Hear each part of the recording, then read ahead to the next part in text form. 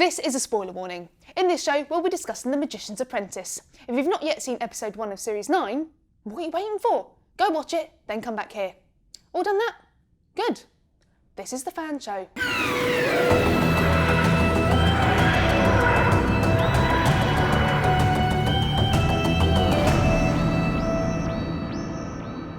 Well, Stephen asked me if I wanted to be in the new series, and I said, yes, I would do it. Hello and welcome to the Regenerated Fan Show. Every Tuesday for the next 12 weeks we'll be discussing the latest episodes of Doctor Who with Luke Spillane and 2 special guests. Plus we'll be looking at your opinions too. And this week's special guests are CBBC presenter and Doctor Who magazine time-teamer Chris Johnson and the all-knowing ever-present Blog to Who, aka Cameron K. McEwan. Welcome, guys. Hello! Hi! Thank you for coming. Thank you for the brew. So Doctor Who is back, and although they've got the same cast and creative team, it feels like much has changed since series 8. So let's start with the biggie, Peter Capaldi's performance. What do you guys think? It was very different to what we were used to in Series 8. Immediately he's hugging Clara and giving out some charm to her as well in a very amusing fashion. So it was lovely to see how his character's changed. He's doing the hugging is kind of reminiscent of Chris Eccleston and David Tennant and Matt Smith, who would hug everybody that they came into contact with. And now it's taken a bit of time for the 12th Doctor to soften up, which is lovely to see. A nice bit of character development, I thought. I loved the start of the episode when you have the boy, who I think we can now say is Davros. Yes. Although imagine if that was just a common name on Scarrow. Yeah. Like everybody was called Davros. I thought that his entrance was great, and those hand mines were creepy, and it was such an evocative and very interesting start. Some great direction and a great intro for Davros, you know. Especially with Peter's delivery, you feel so safe. Like you're like, yes, he's going to get him out of there. This is great. And wait, hang on, it's who? Okay, here's a conundrum. I'm going to make some notes and get back to you. Yeah. You just stand there amongst all the creepy hands, and I'm going to think. Do you think it's a problem maybe for viewers who might not necessarily have seen Doctor Who before, new viewers, not knowing who Davros is? I don't think so. I think when the episode starts, it's a boy that needs help, and when he reveals his name, that obviously has some resonance to the Doctor. So I think for an audience who maybe hasn't seen, Journey's End, which was 7 years ago now. Wow. Really? Yeah. You can cast your mind back. There's people who maybe haven't seen Davros at all. So obviously they think, oh, this is interesting. Who is Davros? And of course, through the episode, we find out through little bits of dialogue from Colony Sarf. And the Doctor, we find out that this is the creator of the Daleks, his greatest nemesis, much to the annoyance of Missy. So I think for an audience, they would get to know who he is. Of course, for fans who already know who it is, it's an even better reveal. I think the Doctor beautifully sums up Davros, doesn't he, in that little shuttle with Colony Sarf, where he basically just sums up Genesis of the Daleks in one speech. It's like, cool, are we done? Anybody new? This is what happened before. And I thought that was really nice, actually, because you do...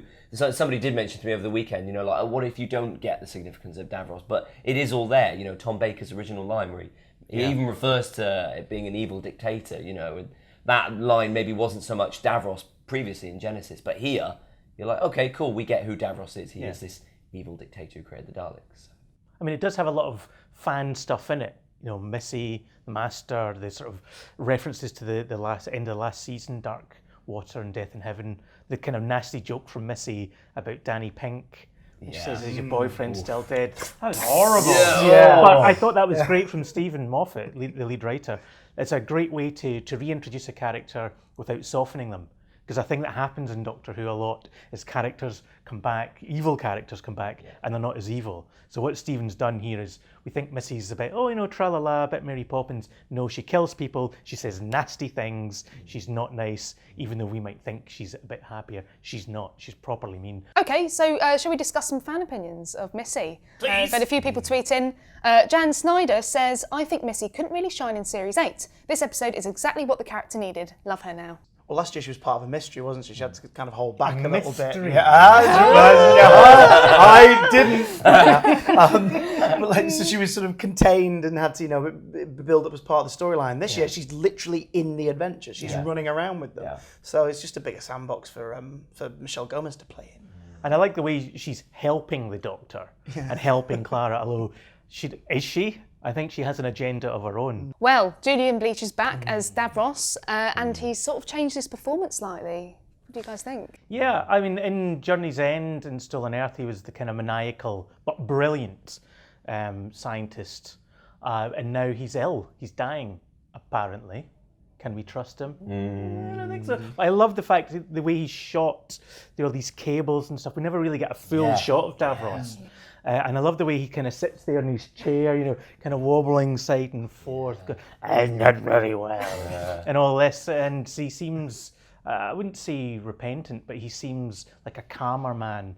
And I love the fact that he can't control his children. Well, Julian Bleach is a very physical performer as well, so it was one thing, because I'd seen him in a few bits and pieces before he was Davros in Stolen Earth, and I was like, oh, brilliant. He's kind of sat still, though. That's a bit unusual for Julian Bleach. He sort of got to play around a bit more in Torchwood, because he was in Torchwood, wasn't he? And he was in Sarah Jane as the Nightmare Man, and he was very physical in that. But even now, like resigned to the chair, playing a dying old scientist, he still is. He was using physicality. I'm going to go all actory now. He was like sort of isolating his head and stuff.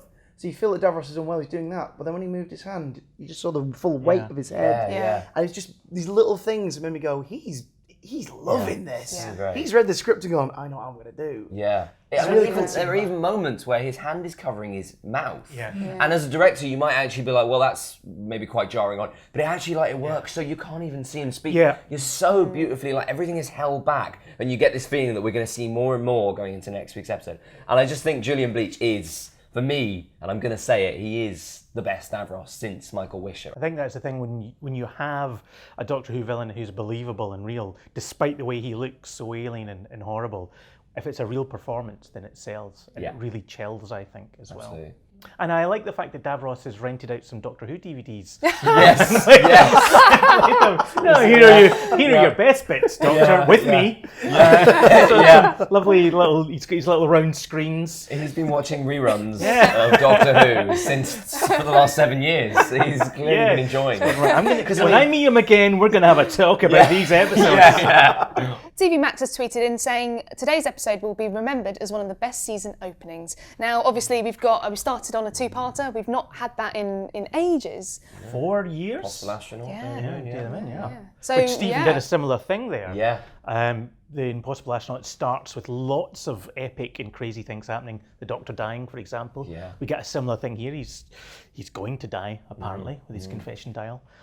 So I think it's great. It's got all those familiar Stephen Moffat ideas of making it big and exciting to grab the audience in. Because in the old days, season openers used to be quite pedestrian and quite normal. But I think Stephen is very good at capturing the audience and saying, hey, we're back, but look what we're doing. This isn't the show that you know.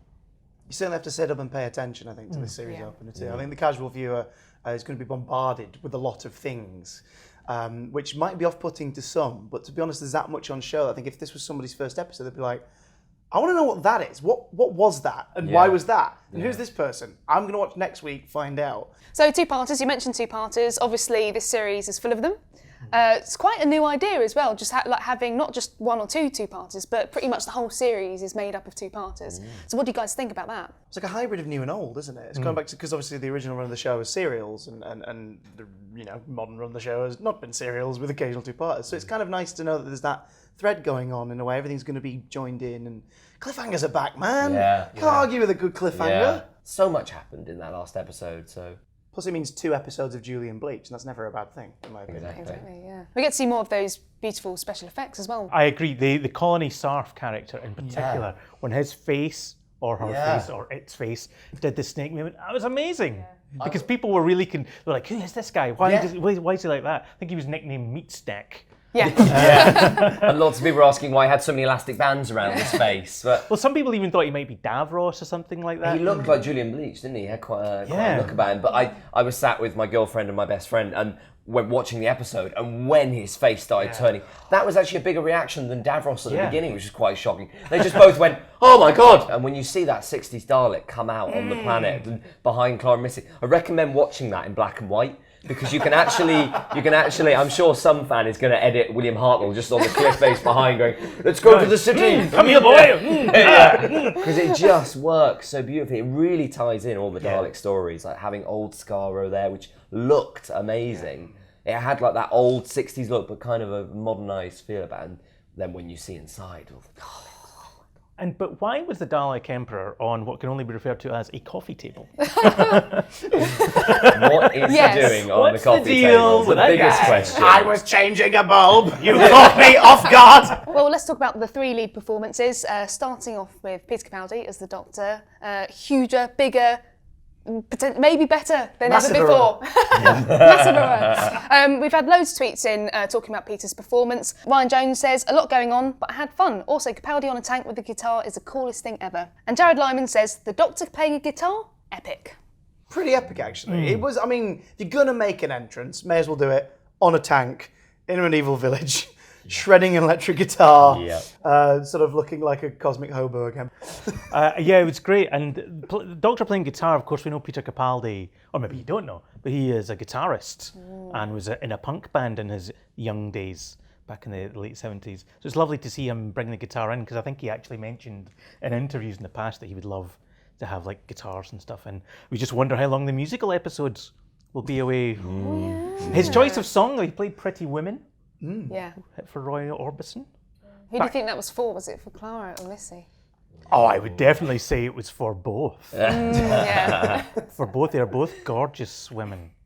Well, let's talk about the Doctor and Missy relationship.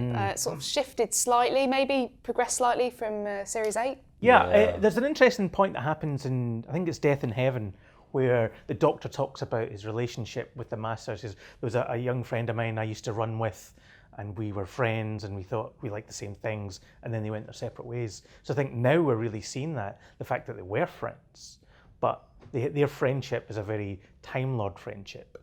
She is willing to kill him, but she wants to save her at any opportunity.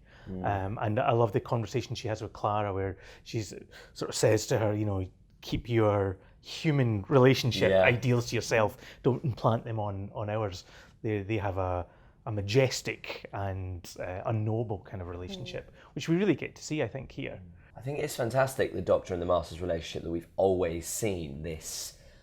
A lot of Doctor Who stories of the Master start off with the Master going, here's my crazy plan, here's all the people I'm killing, and the Doctor will immediately go, right, I have to stop you. However, beginning of this story, when the Doctor first meets Missy, yes, the plane thing happens, but when they meet each other and the Master Missy isn't up to anything, in a way, the friendshipness comes back, and they are just, we're friends. So Clara's got the best job in the world, school teacher, and she's been recruited by UNIT.